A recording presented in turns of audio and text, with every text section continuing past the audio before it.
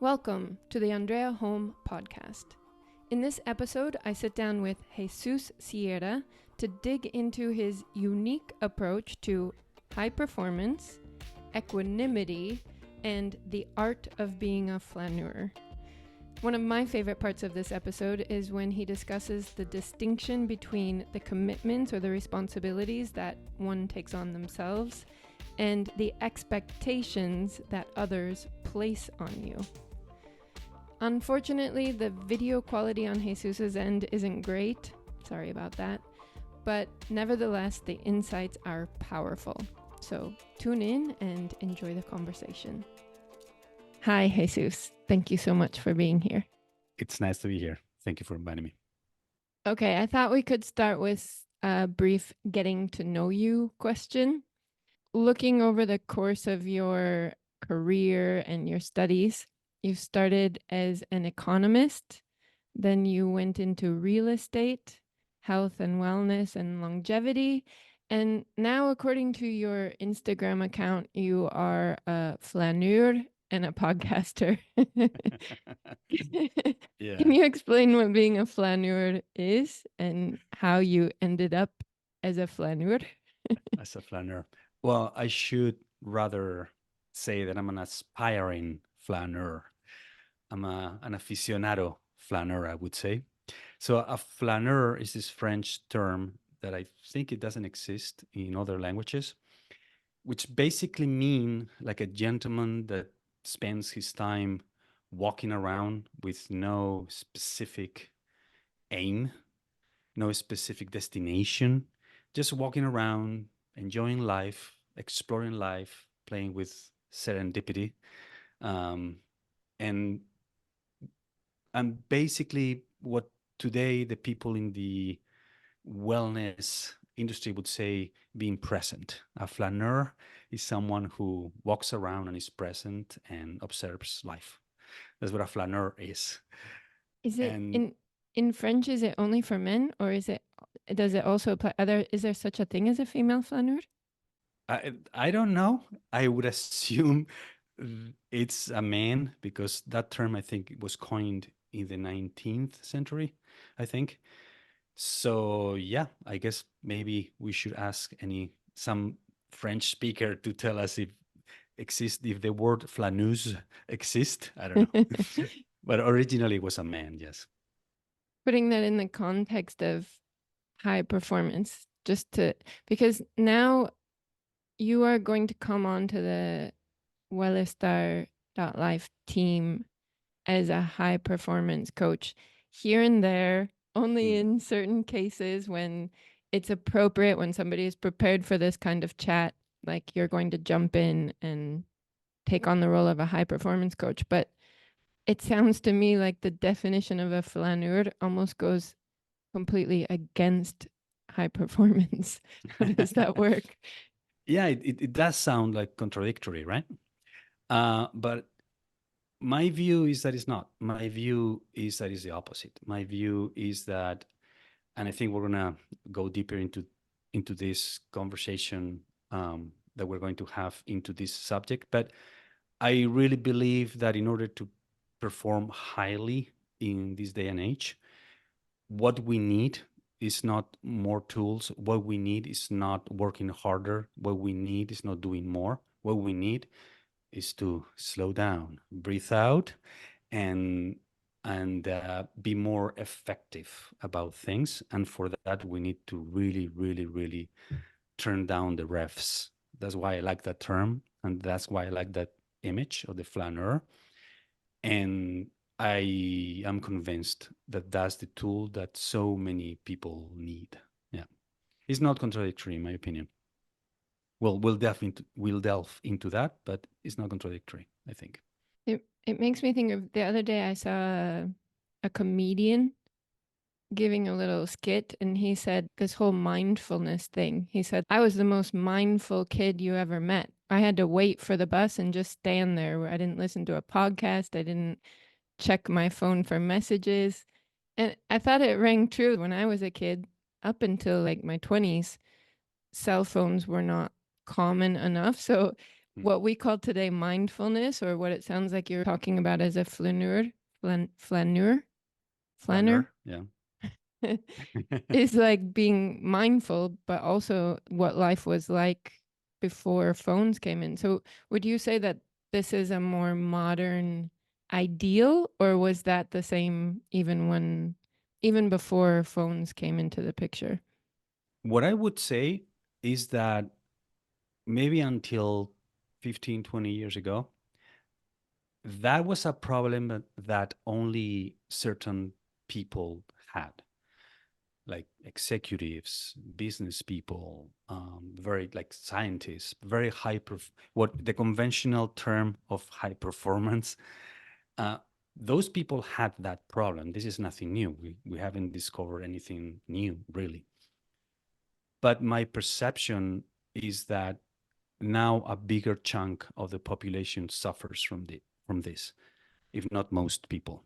And I think that is the difference. The difference is that maybe 20 years ago, you needed to be like an executive in a big corporation to be victim of that illness in a way. Whether today is like we see it everywhere, like middle management, just like everybody basically. Uh, well, maybe everybody's too much of a statement, but I would say most people suffer from this. So I agree with you. That's how things used to be. It was for me too, and it was called. It wasn't called. What do you say? Mindfulness. It was called life. Yeah? It Yeah. was called life, just to be It's called present. surviving. It's called just being. Yeah, yeah, yeah. So I agree with you there for sure. But I think the problem is more rampant now, no When doubt. I feel like it's something that I noticed when I left the US, that maybe it wasn't as prevalent here in Spain. I Mm, feel like I could recognize that Americans, or my perception of Americans, was that it was almost like we were trying to prove how hard we were working all the time. So it was like virtue signaling. It was like proving that we were hardworking, that we were good people, by complaining about how tired we were, how many hours we had been working. mm, And it was like a way of showing off almost. Or I think that that's something that happens, especially in the United States. But mm. do you think that that happens here in Spain too, where it's considered such a virtue to be a hard worker that it's a common practice to demonstrate to people through conversation how tired you are, how hard you've worked, like how burnt out you are? Yeah, like it's sort of like a badge of honor to say that you're Exactly. tired and you're exhausted and that you didn't sleep until 3 a.m. last night, like finishing your report, right? And you're proud of that. And maybe you should if it's an exception. But yeah, to your question, I do think that we also suffer from that here in Spain, in Europe in general. But the degree, the degree of the illness, because I call that an illness, is not so bad. I don't think it's as bad as it is in the States and other, like, let's call it like Anglo-Saxon countries, like the UK and Australia, probably. But probably in the US, the US is the the ones suffering the most from that illness. Probably, I agree with that. At least that's my perception with the interactions that I have with Americans, is that they're proud of that. And in my question to the world is, in what moment did we shift the culture into um, placing so much value in just effort instead of results? I don't know. I don't have an answer for that, but it did happen over the past decades, I guess. And yes, in the US for sure, the problem like it's terrible. It's terrible there. Yeah. Okay, so taking into account this way of seeing high performance, the flaneur lifestyle, Mm-hmm. flaneur, I'm not saying it right, am Flâneur. I? Yeah. Flaneur. It's okay. So yeah, it's correct. I think. What what do you see as like high performance? What's the ideal? What are we looking for? And would you bring the concepts of longevity into that? Because I know that that's kind of also your field. Yeah, it's related, right? Um, Listen, I don't want people to get the wrong idea. This is, of course, it's an image. And when I say the whole flâneur thing and walking, and it's an idea, but it's an exaggeration of the life that I aspire to in order to compensate the default option that we all have to just do more. It's just a reminder, like a system for my own way of thinking, my own thinking process, to always have that in mind. That it's not about digging deeper. It's not about working harder. It's about leveraging the right tools, thinking about what you think about, thinking about your objectives. There are many concepts that we could talk about, but I think I could summarize the whole thing in saying that we tend to think that the winner is the one that climbs the mountain first and gets to the top. But we never consider the idea that maybe the winner is the one that decides not to climb the mountain and decides to go somewhere else. And we all fall into the trap of just climbing the mountain because it's in front of us. It's been ingrained in our nervous system that we have to work, that we have to push, that we have to compete with people. And what I've seen in myself, and over time I've learned to make sure, like, that's why stopping down, walk, think, reflect is so important, because then it's when you realize, like, maybe I don't want to climb this mountain. Maybe because somebody else is climbing that mountain, it's not my mountain. I just want to go down that valley and do something different. But if you are caught in the human essence of competition and ego, and we all have that, and it's good to have a sense of competition and ego.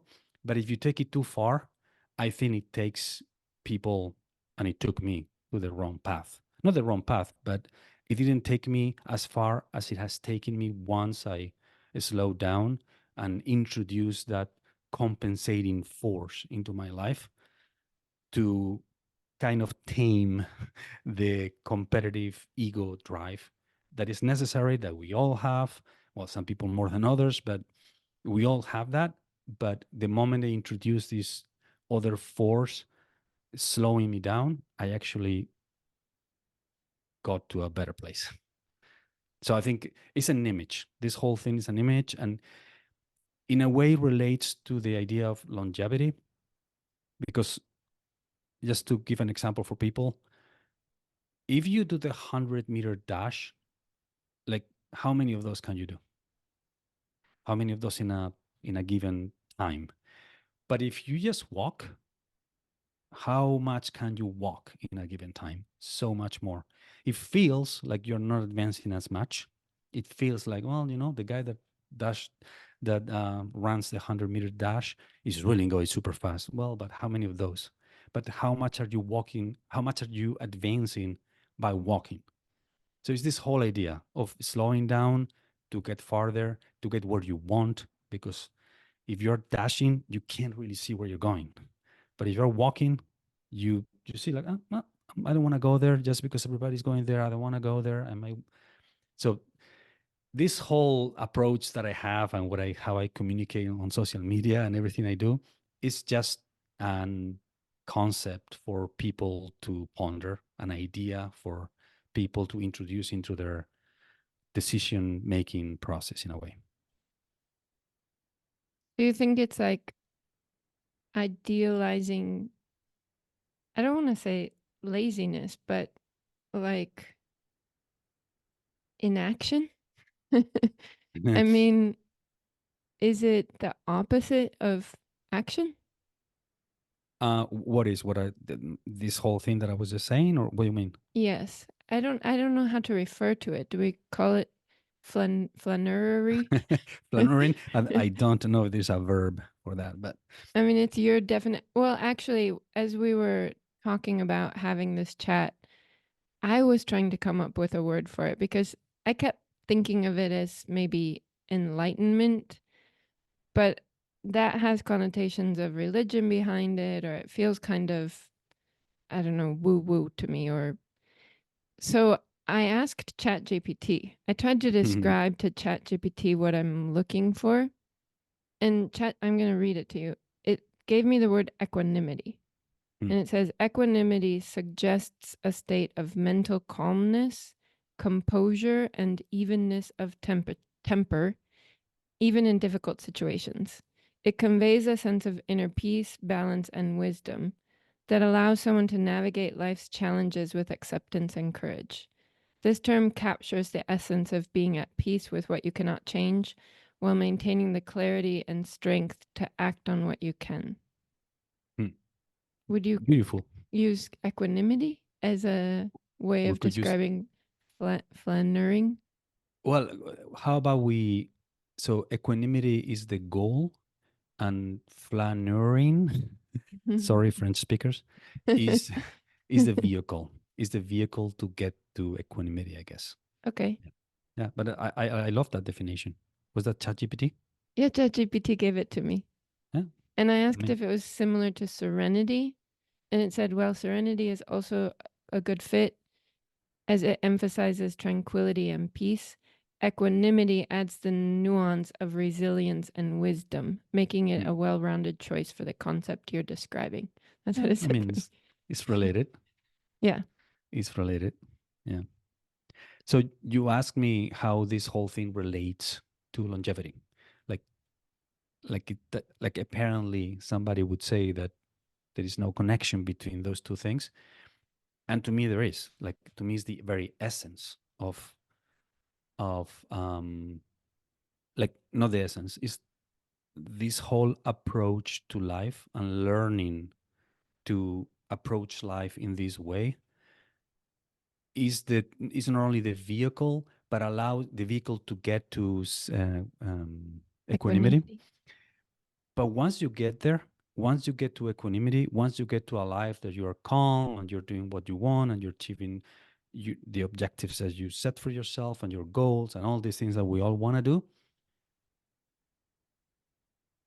it relates to longevity, because once you are there, why wouldn't you want to keep doing it as much as you can for as long as you can, in the best state of physical ability and cognitively and energetically as you can? So once you're there, you're not in a rush. You're doing your thing. You are enjoying it. You are liking it. You're enjoying life. Why not wanting to get as far as you can with this Concept. gift? With this gift, no, like Oh, with the okay. gift of life that we have. I know it sounds also a little bit woo woo and like Buddhist type thing, but it's true. It's true, right?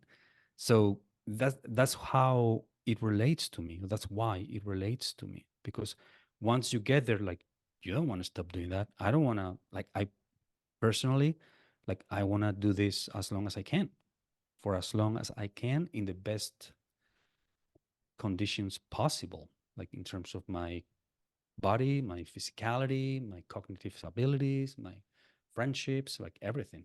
So that's why it relates to longevity to me. I And think a that's why lot it's of on. people have in mind that, like, it would get boring. I think that, at least in the culture we live in today, there's sort of a push. It's like you need something to push against. You need some sort of struggle. You need something to. The point of competition is to make it more fun and exciting.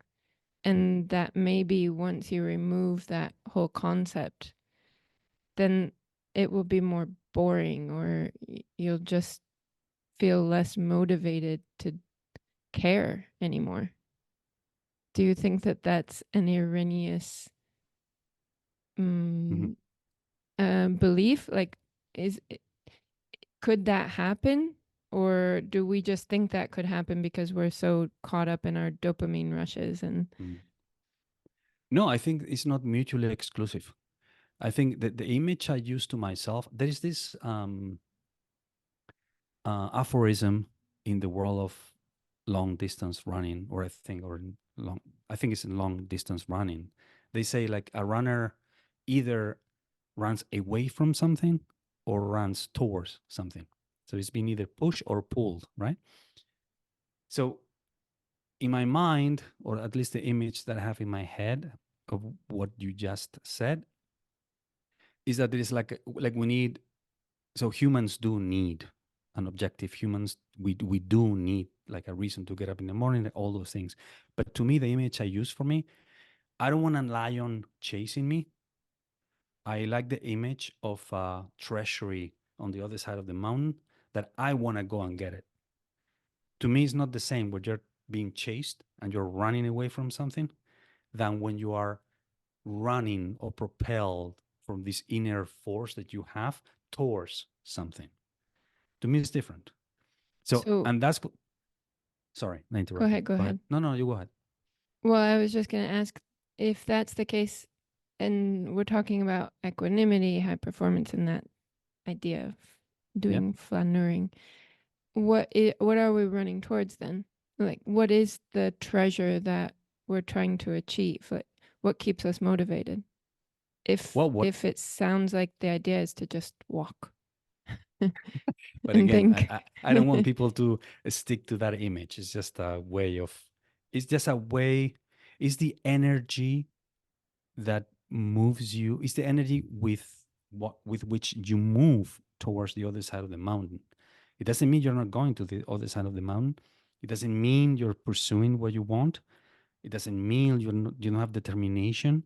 It just means the way that you execute on that. You do it in a calm way, and you do like absorbing all the inputs from the environment and all the energy on the environment and the information from the environment. So it's not just walking around randomless in a random way. It's it's the way, the energy that with which you move. But you are going somewhere. You know where you're going. That's why it's just an image. Again, like um. So that's how I think about it, and it has taken me a lot of thinking to get to those ideas for me. They work for me. So I do have my goals. I don't think they're not mutually exclusive.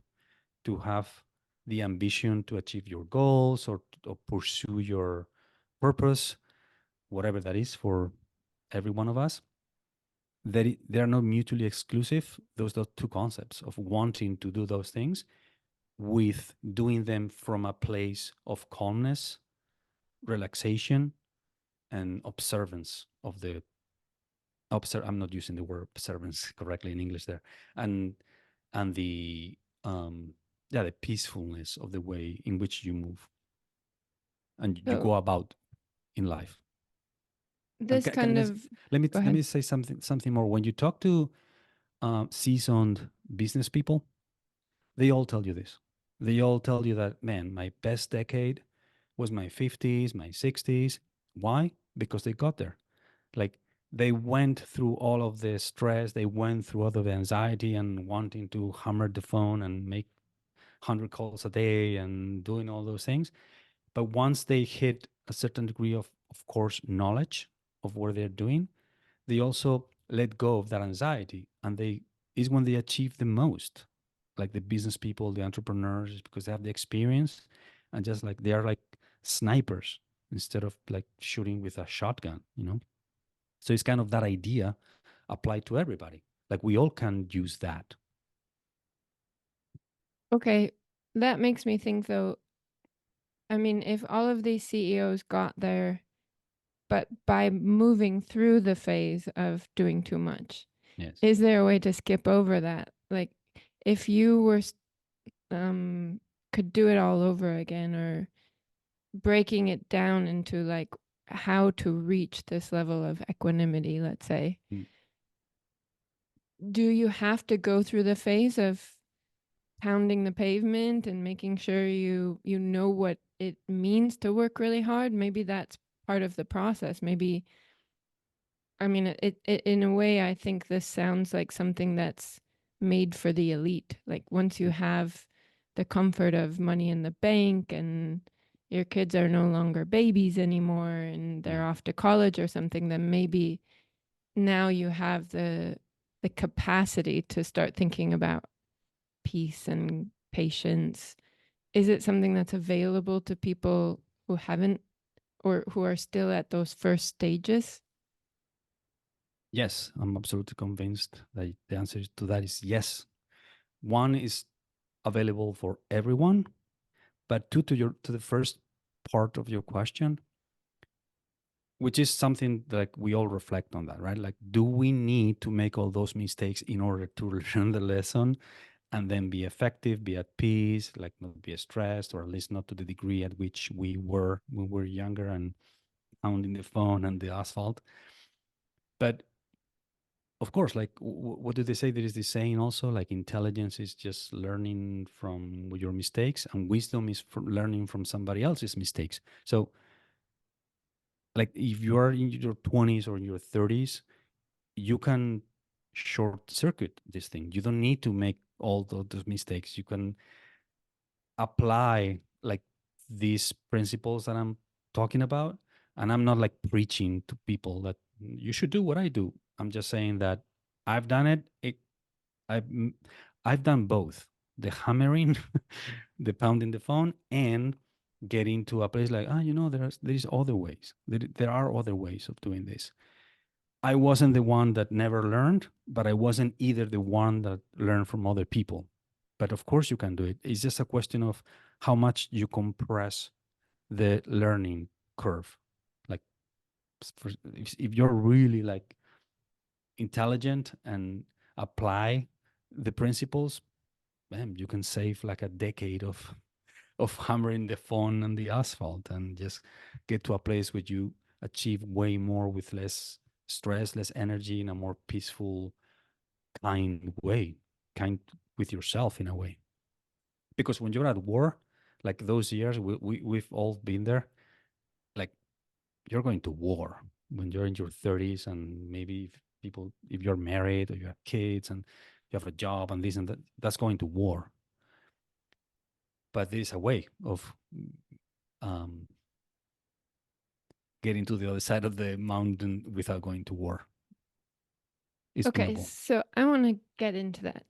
Okay. The way I'm sort of imagining it is when I'm working with clients as a coach, there are some of them who come to you that are like single in their 30s, like doing okay financially, living on their own, and they're just looking how to like make them optimize what they don't have that many commitments, responsibilities, so they can kind of shoot straight and go for the top of the mountain or the bottom of the valley or whatever it is they're aiming for. But there are other people who are like a single parent of 3 young children and don't have a very high income, and they don't have much time to make it to the gym. They don't have. So when I think about, I mean, a lot of what this life and wellness coaching is that you're bringing in all of the different concepts of longevity in order to like create a balance in a person's life. And I think people have the wrong idea about longevity. So maybe you're better to speak about that. But longevity takes into account not just living as many years as possible, but rather living good years as long as you can. Yes. So, and in order to live good years as long as you can, you need friends, you need a project, you need enough money in the bank for emergencies, you need, what am I missing here? A lot of people need some sort of spiritual like base. You need health, you need to not fall over, you need to like want to get out of bed in the morning. Yeah. So how do you bring all of those pieces into the life of somebody who already has responsibilities, commitments, and has so little time on top of that to survive? How would you approach that as a coach? Oof. Well, as a coach, well, first I would start by saying that that's one of the probably hardest battles that a human can confront. Um, that situation, what you just described, someone who is in like mid 30s, three kids, like a salary that maybe is not very high, is very, it can be complicated. Now, how would I tackle that? Well, first of all, I have to say that probably for a person that is in that situation, like thinking about all these concepts that we were just talking about, is not the moment. Like first things first. If I were to be in that situation, the very first thing that I would do is focus on health first before thinking about anything else. Before focusing about friends, finances, anything, health. Like, how can I organize my everyday life, or what changes can I introduce in my life? What can I drop and what can I introduce that would improve my health and make sure that I get to a point of what I call like, not, it's not my term, but I've heard this term once and I love it. It's like body silence. Body silence, like as much as you can, or meaning you don't have any pain or ache, you feel energetic, you don't have any major health issue. Of course, that these days it's difficult because of the things we all know of how the health situation has gotten worse in the world, in the Western, well, in the world, I would say, for everybody. But as much as we can, aim for body silence. Like, of course, if you have like a disease, some genetic thing, or you have something, that's what it is. But whatever is in your ability, focus on health, getting strong, getting healthy, taking care of your joints. Second part, get taking care of your energetic state, mostly via also like daily habits and nutrition. Is what Scott Adams calls the moist machine, right? So, like understanding that we're a biological robot, and we need certain things. So dial down the nutritional side of it, so your Dial energy in. doesn't dial in. Yeah. Yeah, dial into the nutritional side, like focus on it, you're saying. Yes. Like physical health and energy levels via nutrition. Those two things is like the base to tackle any other problem that you're no problem, but any other change that you will need to tackle to get to this high performance life flâneur style, everything we talked about. But if you're down there, if you have two jobs, three kids, like, is a battle. So first thing, health, nutrition, get strong, and and develop a body that doesn't give you trouble, that is with you, not against you, because you're going to war. So if you're going to war to get out of that, you need you need a good armor. Yeah, I just want to like jump in with my own experience there. Like having worked with clients first as an English coach, then as a life coach, and now like as a life and wellness coach, I took that route because at some point along the way, I realized there's no way to help people to improve their English or help people to improve their life if I'm not able to confront what are these sort of glaring issues related to health. And I think a lot of people don't understand the idea of, I don't know if I want to call it body silence, because body silence takes into a consideration that you know what noise and silence sounds like. And if you live in a noisy environment, it might sound like silence to you. So I think a lot of people don't realize that they're already living with aches and pains or with a less than ideal physical health because they're comparing themselves to the people around them and they see themselves as normal. So if it's normal to age, and aging causes wrinkles and gray hairs and causes you to put on weight, and at some point you probably will get diabetes, or I don't know, or you throw your back out. And so that's just considered normal. And I've found that my own opinions of what was normal were a bit off as well. And the healthier I get, the more I'm like, man, I never want to go back to that noisy room. But I didn't think it Mm-hmm. was noisy. I thought I was super healthy, you know? Yeah. So I don't know. What I've learned is that I can't help people to improve their situation in life if we're not first just optimizing whatever level it is you're at. I want to help you get a little bit better through nutrition, through this sort of comprehensive health program that Yeah. anyone But could go through. What would you consider to be like the basics of body silence? Nutrition, you said, was one. uh, nutrition. No, but I just want to say first that that's a very good point. It's a very, very, very interesting point because if you don't know what body silence is, like a lot of people have, let's say, digestive problems. And because everybody around has digestive problems, or 80% of the population, you might think, well, it's normal. It's normal to be bloated, or it's normal to have like whatever digestive issues because everybody has them around me. Well, it's not. It's not. So it's a very good point. So first, I guess, is to look for references so you know what the standards should be, what real body silence is. So it's a very good point. Yeah. And sorry, the question, what was the question that you asked me after that? I didn't want to lose track of. Thank you. No, what would you put into that basket of creating body silence? What are the things that you would consider?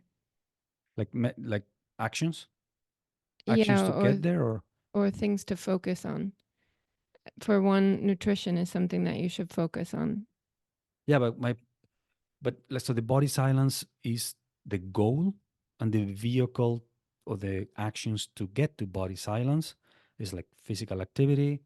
We all know about that, like strength training, taking care of your joints, not doing things that you might regret, not doing things at the gym when you are young, because we have all done that, for example, that you might regret.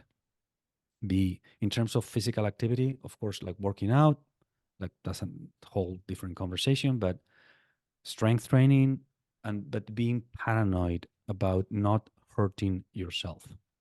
Like you want to stimulate the body, you want to stimulate the muscles, you want to get stronger, but there are many things that are not worth taking the risk. So one thing that is very important for me, and I think it should be for people in my experience, is to always pay attention to your joints, whatever you do. Because if you think about it, like anybody listening right now, like what are most of aches and pains? It's joints. It's joints and ligaments, and it's the connective tissue. So that's very important. It's not worth it to risk having an injury in a joint. That's number one. Number two, if you have them, or if you have aches and pain, like, yeah, my shoulder is always bothering me, or my knee doesn't let me, whatever, trying to fix it that as much as you can. Some people just have passed the point of no return with certain things. That's normal. It's okay. That's what it is. But as much as we can, try to compensate for that. So you get a point in which, well, nothing hurts. I don't feel anything. I don't feel like my lower back. I don't feel my knees. Body silence. And then internally is via nutrition, like to your question. Um, so you follow a dietary program that adds to your quality of life, releases noise from your body, and doesn't add noise. And this isn't a different thing from it's the same, probably it's the same type of nutrition, but what I mean is a type of nutrition that doesn't give you noise in the short run. Like it nourishes you in the long run, but in the short run also is friendly to you, right? So you eat and you don't feel bloated, you don't feel like you want to take a nap, that type of nutrition. So that's body silence, and that's the two main like levers that we can apply to get there. So that's body silence. Would you include natural light exposure, spending time in nature, and sleep and things like that?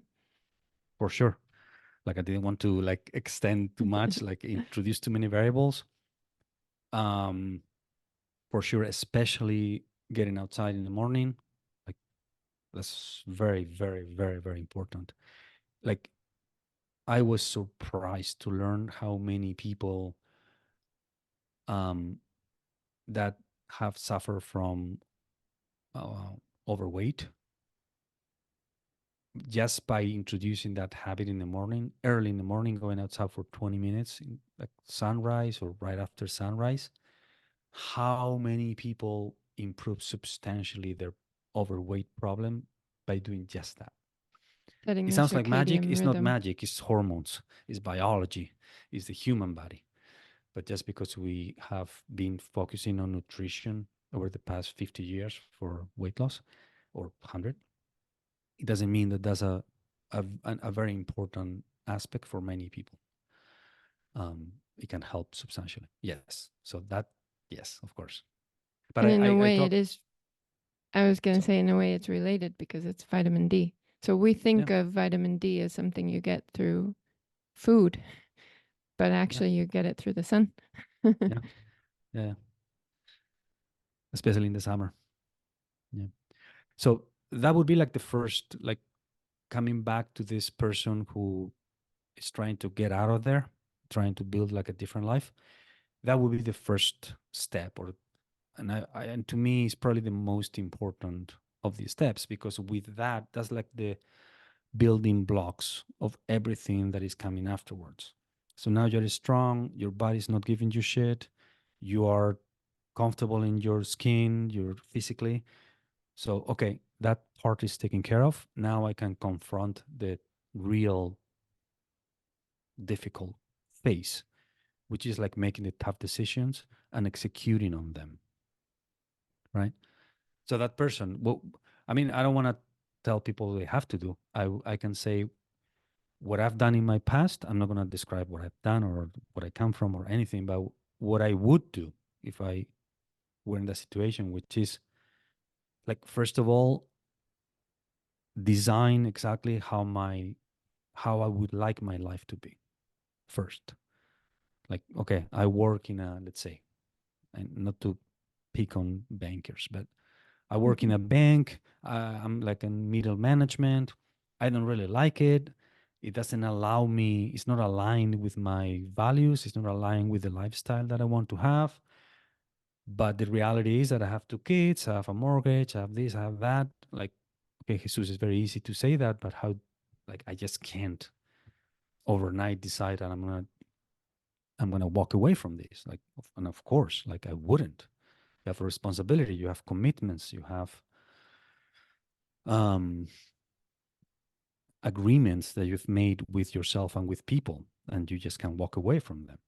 But what you can do is first decide what's the lifestyle that you want to have, what's the life you want to achieve, and then in a way reverse engineer all of the process, all of the steps, sorry, that you need to take in order to get there from where you are, and start flowing. Like, okay, 3 years from now, I don't want to be working in a bank, and I want to have this whatever schedule in my life, and I want to be able to do this, and I want to work in this other industry or this whatever. Okay, and start from there. How do you start? I have a mortgage. Okay, but maybe you need to, if you want to achieve that, I'm just giving examples. Well, maybe you have to make the tough decision of downsizing. Like, you have a mortgage, sell your house, move to a less expensive neighborhood, move to an apartment. It's hard, of course. It's hard. Nobody wants to do that, but it's how much you want the other thing that you want for yourself. And same thing for your job, and same thing for everything. Just undo all of the steps that you did over the previous decade that took you where you are that you don't want to be. So that would be like step 2, I guess. You know? So step 1 is achieving body silence. Yes. And step 2 is achieving sort of a like life silence. Like Yeah, like achieving, yeah, it's a good way to put it. Life silence, or like some sort of, let's call it freedom. Because if you, freedom from doing things you don't want to do, and freedom from being places you don't want to be. Not to be mistaken with, of course, like even if you have your dream job or your dream career, of course, none of us would rather like go to the beach and do our thing that writing the book or doing the podcast or having a client or whatever. But it's not the resistance in the short term, it's not having the resistance in the long term. That's what I mean. The freedom to be in the place you want to be, even if you still have to row the boat, you still have to push, but pushing from a place of freedom. it makes me think of, I recently read the book Digital Minimalism by Cal Newport. And one thing that he mentions there is that if you go on sort of like a technology fast, where you cut technology out of your life, a lot of people have become sort of slaves to their friends on messengers or their family, and you're constantly responding to them. And that's kind of the same lack of freedom, where you feel responsible to be checking in on people, to be available when they're going through some sort of crises. Yeah. And by minimizing or taking a break from that, maybe you're going to lose friends. Maybe they're not going to understand. Maybe you lose out on opportunities. But the way that he says it is, sometimes what we think of as a like terrible consequence is actually helping us achieve our final goal.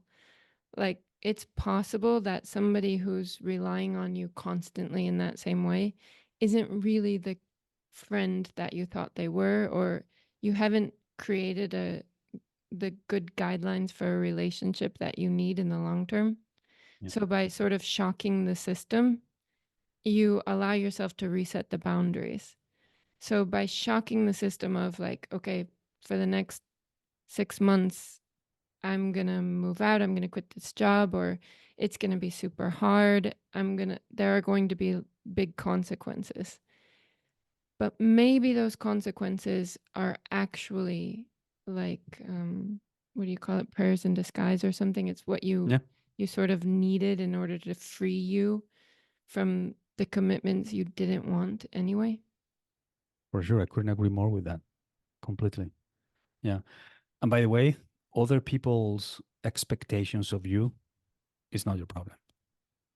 Your commitments with other people is your problem.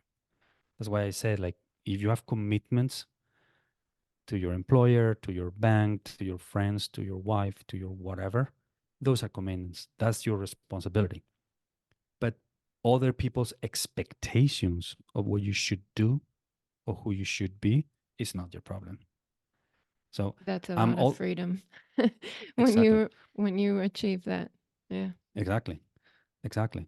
And like I'm ruthless about uh, being strict with myself about my commitments, but I'm also ruthless about, or at least I try to not fulfill other people's expectations if it's not my agreement. You expecting me to call you is your problem. If I didn't say I would call you, I have zero responsibility about that. It's your problem, not my problem. I say this because in that step 2 of designing or thinking thoroughly about where you want to be and reverse engineering all the steps, it's very easy to fall in the trap of introducing responsibilities in the equation, things that you think are responsibility but are not, are expectations of other people.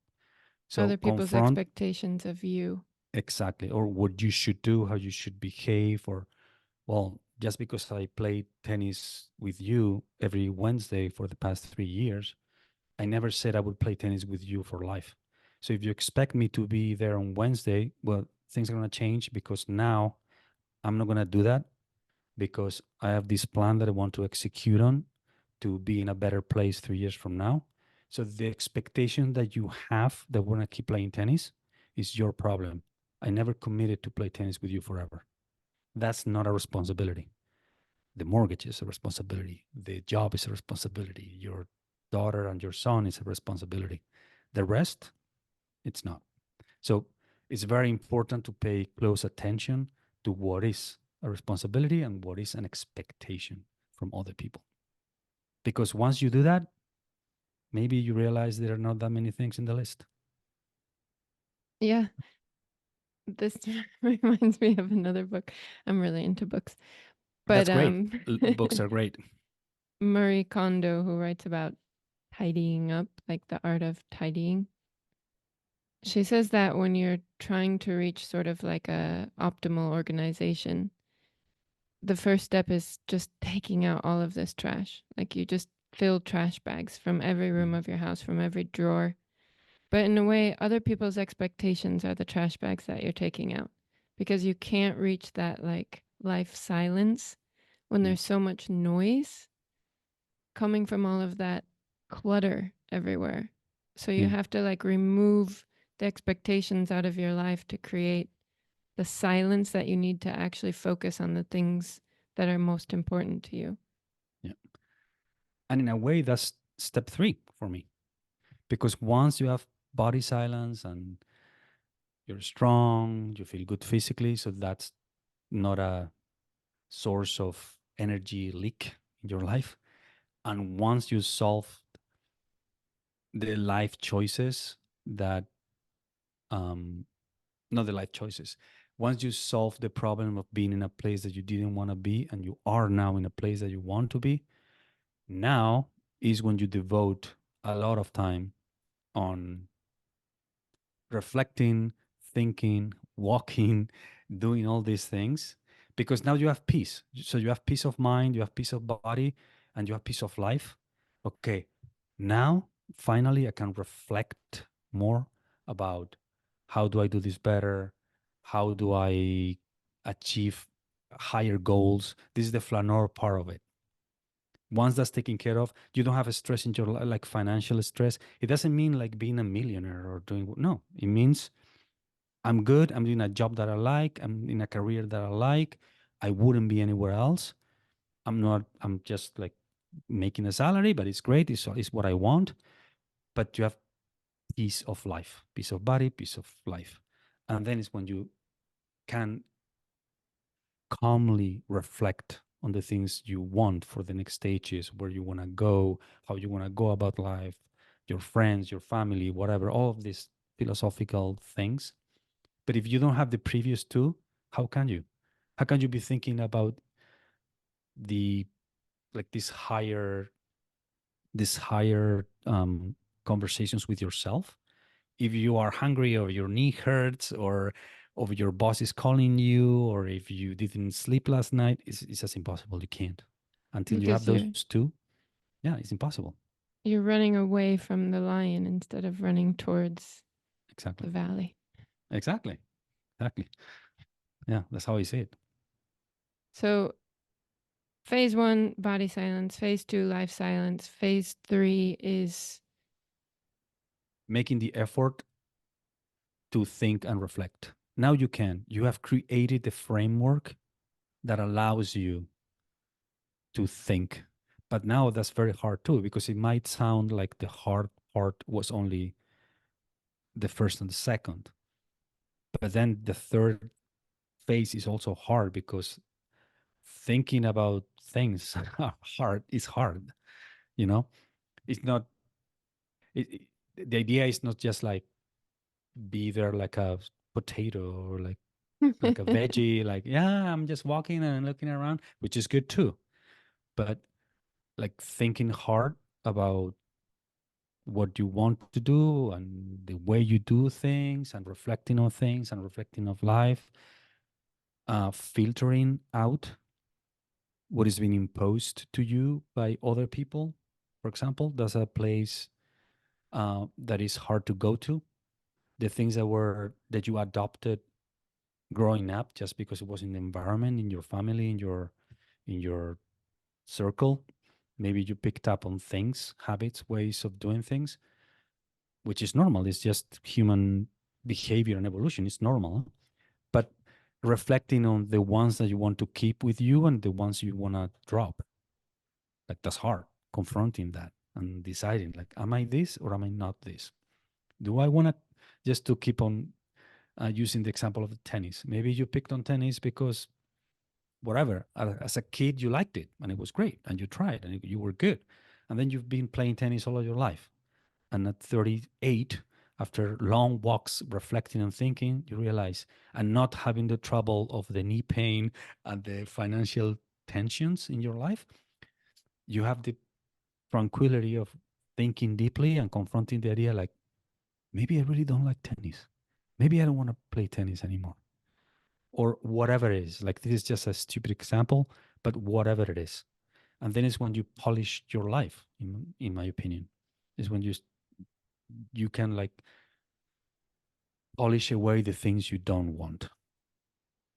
That's phase 3, but it's hard, of course. I think maybe the Think, thing that makes it hard is it's so easy to fill that gap or that void with fast entertainment or new commitments or competitions or gossip or trivia. So I think, especially in the world in which we live today, as soon as you have a gap, like there's a Netflix special on to fill it, or TikTok can entertain you for hours, or somebody calls you up to go get a beer, which in small doses, any of those things could be okay.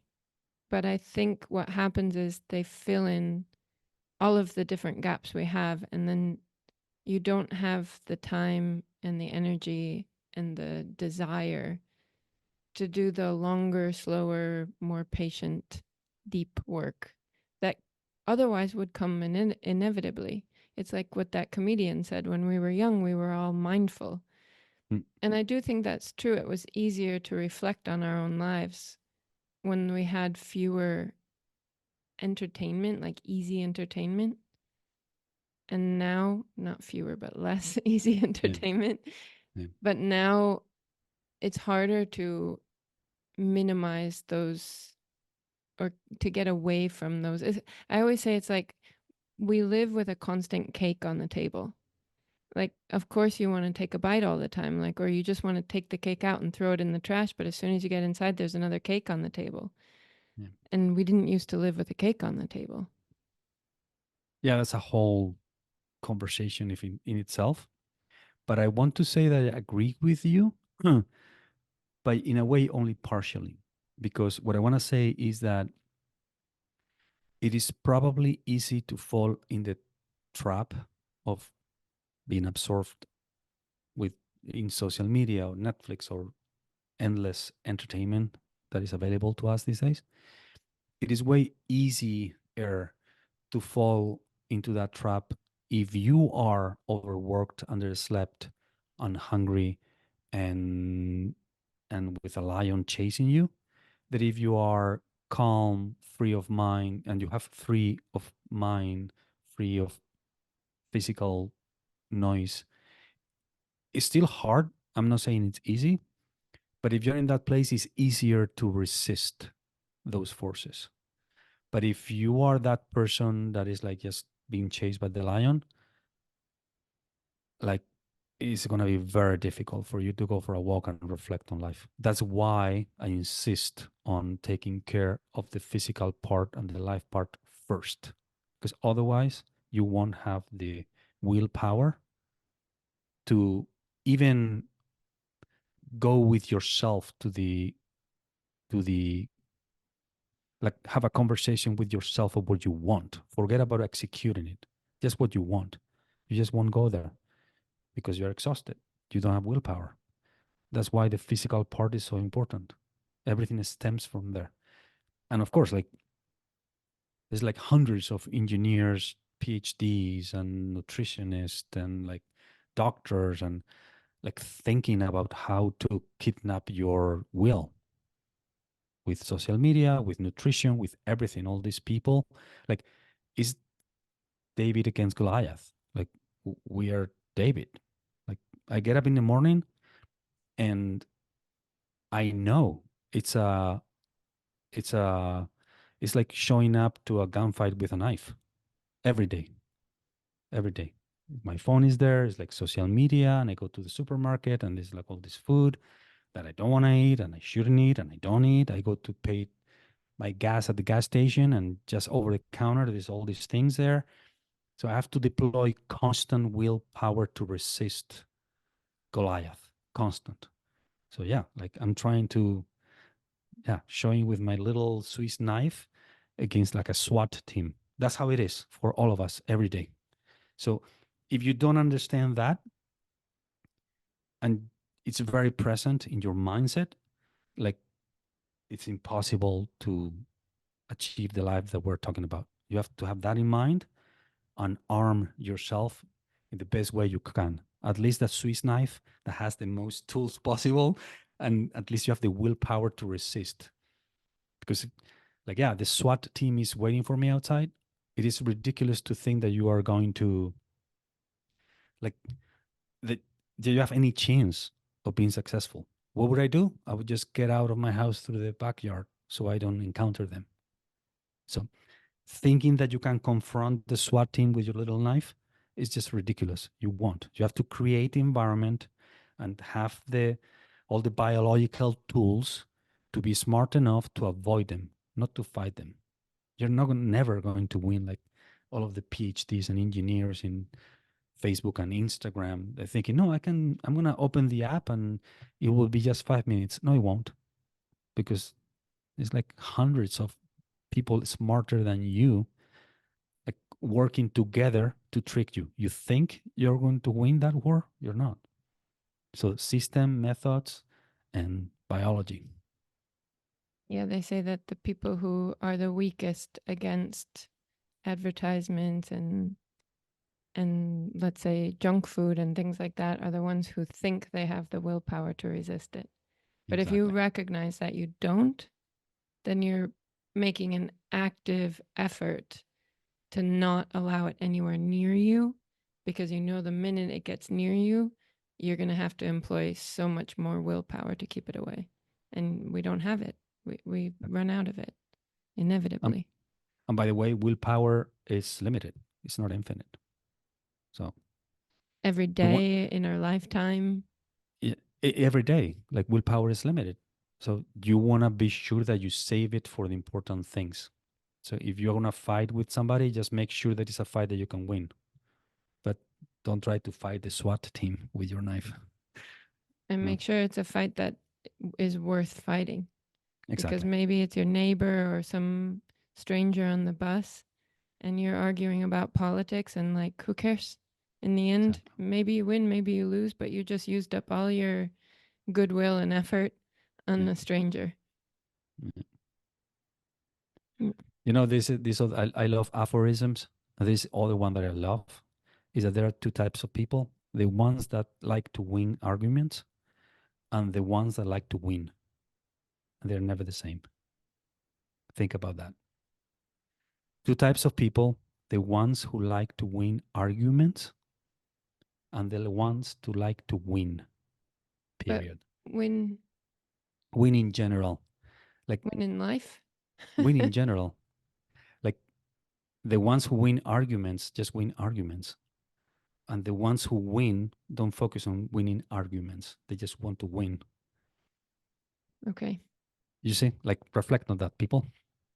Well, I think you could put in a third category of like the one who's not thinking about winning, Okay. the one who wants equanimity. Yes, but if I'm getting up in the morning and there's these people in Silicon Valley that want to snatch my attention from me, it's not that I don't want to fight, but the SWAT team is out of my door. I get up in the morning, I have my phone. So I can avoid that. So I can win the argument or I can just win. So Mhm. again, it's like I can win the fight, which is extremely unlikely, or I can choose not to win the argument and just win. So Okay. you Yeah, see, that makes just sense. now, Yeah. it's another like food for thought, I guess. Okay, I want to ask about your own personal quest, Okay. because it sounds like once you reach a certain level, like what are the things that you still feel like you struggle with, out of curiosity? Mhm. No, no. It's I have it very clear in my mind. I think what I struggle with. What I struggle with is the tension between pursuit of new achievements and appreciation for what I have. That's the struggle. Um, which is I think it's a healthy struggle. Like as much as I talk about all these things that I talk about, I do have an ego. I do want to achieve things. I don't think that's bad. It's normal. It's human. Otherwise, we would be still like amoebas or unicellular beings. It's like we want to get off the ground and do things, right? So it's this impulse that we all have. That's good. So that's what like one force on one side, and on the other side is like, okay, you achieve all these things, you're happy in life, like you have your house, you have your health, you have your friends, you have your career, you have all these things. So you want to appreciate that. So how much time, energy, and all these things you devote to be appreciative of what you have and grateful and enjoy it, and how much do you devote to doing things and achieving new things and whatever goals like I set for myself, or I don't love the word goal, but whatever objective I put for myself or whatever pursuit I have decided to go for, you know? So that I struggle with how much I allow one side of the vector to pull me in one direction or the other direction, where the balance is. That's the that's my struggle. And do you achieve it? Do you feel that the effort you have to make is just keeping in mind the balance, or do you have sort of a rule that you apply to yourself? No, there is no solution. There is no solution to this. That's a struggle. Like so I guess like everything in life, there is like this wave. So within a year, sometimes like some part of the year I might lean toward one side, some part of the year I might lean towards the other side, which is very organic and I like that. Even in longer periods of time in my life, it's also like that. Like maybe there's like a 5 year period in which I'm like full on, more like achieving mode, or other 5 year periods in my life that I'm like just like navigating the river, and leaning more towards the flâneur side of my personality. Mm. So, but that's the struggle. The struggle is that um, you never feel like, okay, I found it. This is the balance. This is what it is. It's never like there is no right or wrong solution. So the struggle is to always be thinking about where whether I should or not lean more against one side or the other. Yeah, that's what I would say. And what about the one that was the most difficult for you to, what aspect did you get stuck on the longest of, let's What do you say, mean? reaching equanimity? Like, was there some sort of lesson along the way that was really hard for you to get past, or that you sort of had, you erred in? Yeah, it did take me a while. It's always longer what I would feel proud of. Um, it was longer that I would have feel proud of to realize that I was pushing too hard, or that I wasn't um applying. I love this image of like in the old days when cars had a handbrake, like an emergency brake, was a physical thing that you pulled, you know. And like those of us who are older, we've drove those cars. It wasn't like in the old days. It wasn't like a button that you push. it was a handbrake. And often you would leave that lever a little bit pulled. So you've been driving for a while and you feel like this car is like not going right today. What's wrong? Like it doesn't. I feel like I'm lacking like horsepower here. And all of a sudden you realize that the handbrake is partially on, and you pull it down and it's like woo, and you go right. Yeah. So that's kind of what I felt for a while. I was driving around with the handbrake on, and I wish I had realized before, instead of driving around with the handbrake for a decade. If I could have done it, if I could have like fixed the problem in year 2, it would have been better. But anyways, we all have our tempo, I guess. So is that why you lean more towards the flâneur side, because you feel like you have too much of a tendency towards the, let's call it, high performance side? Yes. Yeah. Who said that? Like, was it Aristotle? Like, know thyself, or the Bible? I don't know. Like, it's everywhere. Everybody said that. Yeah. So I know myself. So I know myself. So left to my own devices, I would probably lean towards the going full on and execution and climbing mountains just because I have them in front of me. But I've learned that that's not the right way to go for me. And circling down to the first question that you gave me is the longevity thing. So understanding that the game is very long and I do want to play the long game. And this is the way. The way is not like burning the candle both ends. The way is like the flaneur way, and you get farther. You But my protect your instinct, joints.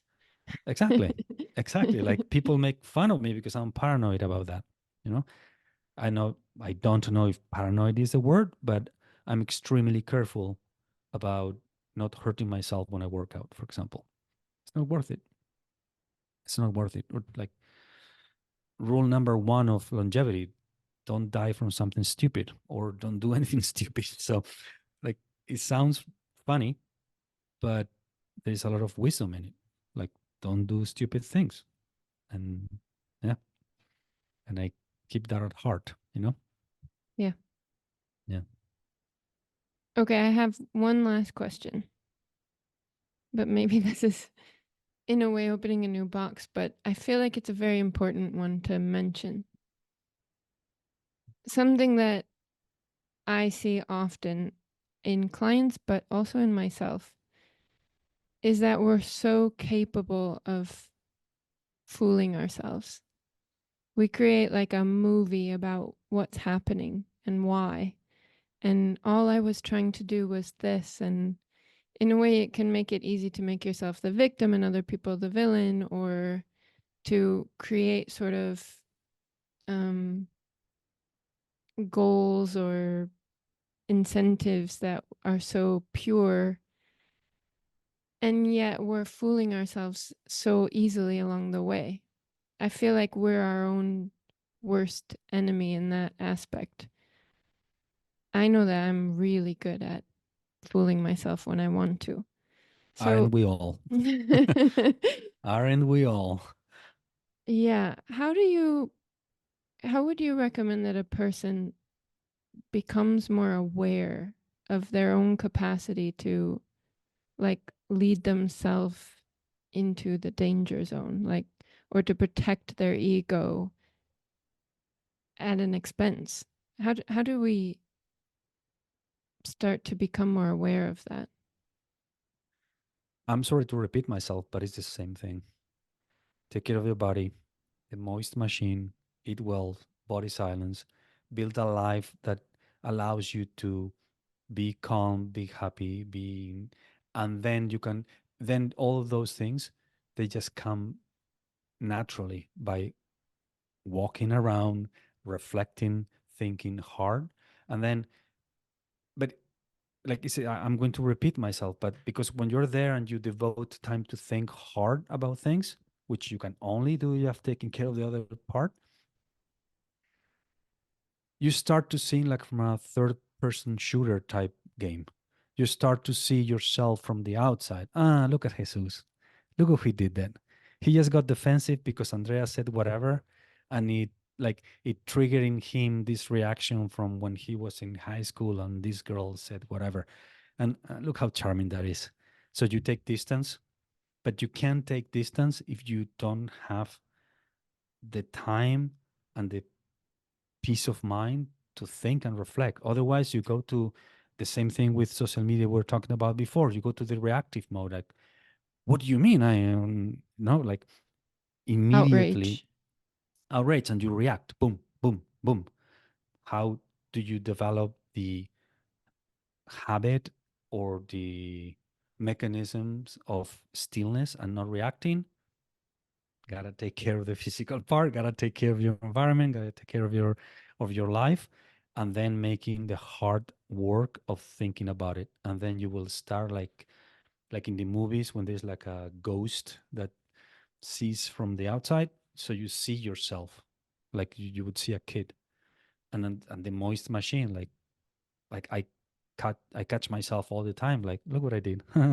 Like, of course, or I'm like showing off because I'm like, like the kid inside me is like showing off whatever in the street, or I got defensive because somebody said whatever, or I got triggered by something that for other people might look like something stupid, but it's relevant to me, to my life, or to whatever programming I have.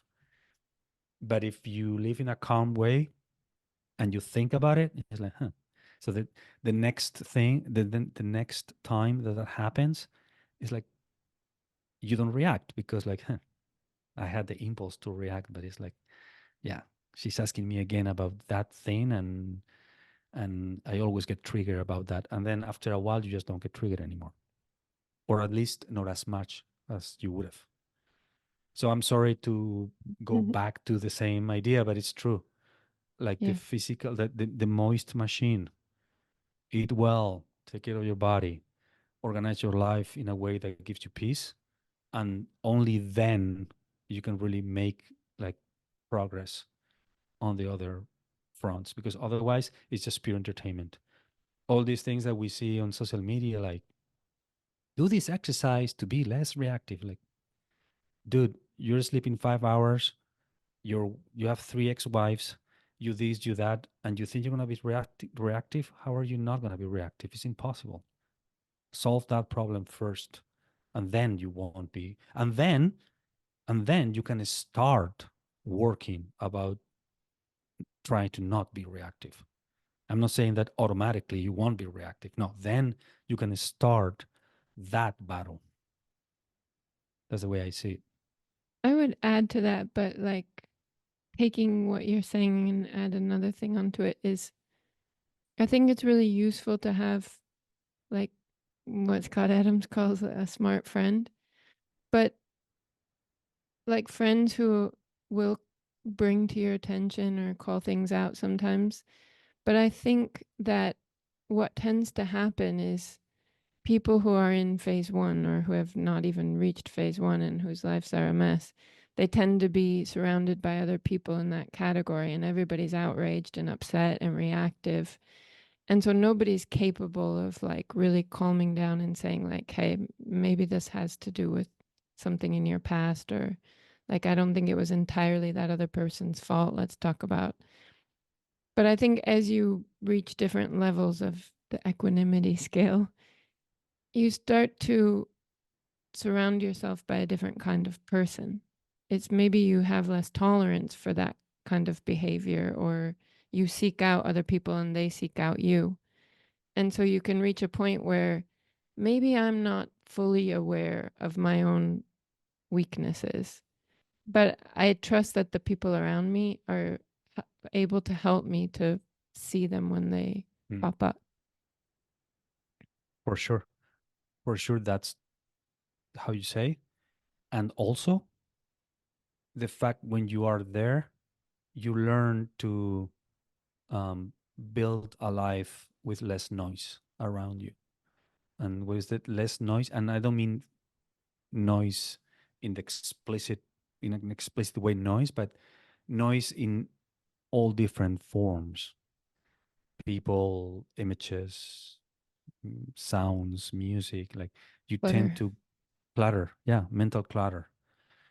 And then you can think clearly or more. Yeah. But yeah, it's a very good point. Is that from Scott Adams too?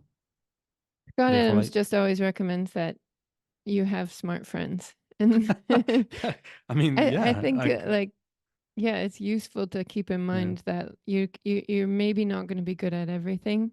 And it's good to have somebody to kind of throw things against the wall at and say, like, what do you think here? Or it is. I'll think about that in my next walk as a flâneur. Great. I think it's a good time to stop. Do you have any final thoughts you want to add in? I mean, not thoughts, just like, well, first of all, I want to thank you for inviting me to your show. And I do want to say to people, I want to encourage people that there is a way. There is a way. There is an exit. It's super hard. It's very hard to get out of, especially for people who might be in situations like the ones we described. Many people are happy there, but others are not. So for those who are not and want to be somewhere else, I just want to send encouragement and hope. I'm with you. Go get it. Take care of your moist machine first. Take care of your life and go get it. Go get a better life.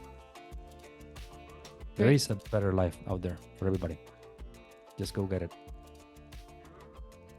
That's my closing thoughts, if you allow me. Thank you.